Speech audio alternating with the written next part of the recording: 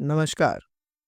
सूर्यपुत्र कर्ण को समझने के इस सिलसिले में मैंने सूर्यपुत्र को कभी भी सर्वश्रेष्ठ नहीं माना। मैंने ये नहीं माना he is the best among the warriors, but मैंने कभी भी कर्ण को कायर नहीं कहा।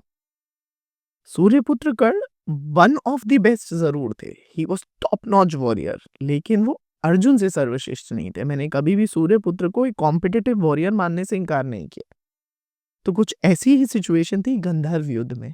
तो गंधर्व युद्ध में जब कर्ण परास्त हो गए, कर्ण को हरा दिया गया, गंधर्वों ने कर्ण को हरा दिया, तो अचेत होकर विकर्ण के रथ पर बैठकर कर्ण को रणभूमि से भागना पड़ा या जाना पड़ा और दुर्योधन को बंदी बना लिया गया।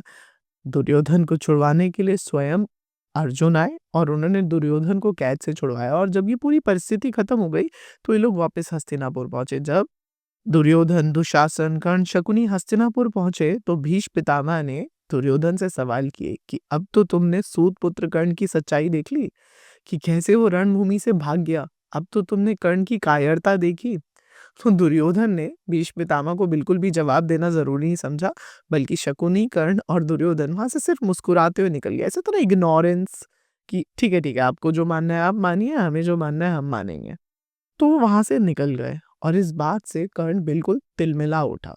कर्ण ने बहुत क्लियरली आफ्टर द एंटायर सभा दुर्योधन को बोला कि भीष्म पितामह आपसे बहुत नफरत करते हैं, द्वेष करते हैं और इस वजह से अब वो मुझसे भी उतना ही द्वेष करते हैं और क्योंकि वो मुझसे द्वेष करते हैं, मेरे बारे में अपशब्द बोलते रहते हैं, जो कि मैं बिल्कुल सहन नहीं करूँगा। So I wanted to prove myself, क्योंकि मैं अपने आप को प्रूव करना चाहता हूँ, तो मैं आपसे अनुमति चाहता हूँ, आशीर्वाद चाहता हूँ, आशीर्वाद तो नहीं, स्नेह चाहता हूँ कि आप मुझे आज्ञा दीजिए कि मैं पूरे भारत भर में जाऊँ और अपनी विजय करूँ। मैं एक-एक राजा को हराऊँ और पूरे भारत भर में जीत पाने के बाद ही हस्तिनापुर वापस लौटूँ और इसके बाद के लिए जो भी पर्याप्त धन या सेना चाहिए वो सब आप मुझे दीजिए। दुर्योधन इस बात से बहुत प्रसन्न हुआ और दुर्योधन ने पर्याप्त सेना का इंतजाम किया और कर्ण को बोला कि जाओ पूरे भारत पे भ्रमण करो। कर्ण योद्धा तो हैं देखिए, वो पूरे भारत में निकलते हैं, उत्तर, दक्षिण, पूरब, पश्चिम, यहाँ तक कि वर्णन आता है नेपाल के भी राज्यों में जा जाके राजा को हराते हैं और भारत भर के हर राजा को हराने के बाद, जिसमें उन्होंने शुरुआत राजा द्रुपद से ही की थी, हर राज्य को हराने के बाद, उनके लोगों से कर लेने के बाद वो वापस हस्तिनापुर पहुंचते हैं। पूरे भारत भर पे विजय पाने के बाद मैंने कभी भी ये नहीं कहा कि कर्ण कायर थे या वो योद्धा नहीं थे, लेकिन वो अर्जुन से सर्वश्रेष्ठ नहीं थे।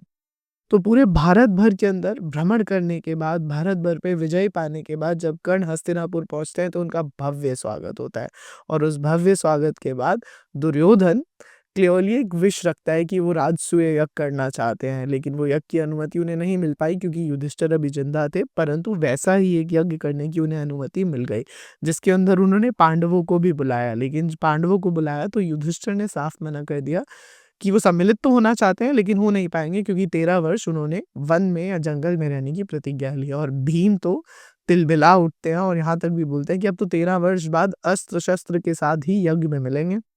फिर देखेंगे कौन सर्वश्रेष्ठ है या नहीं है।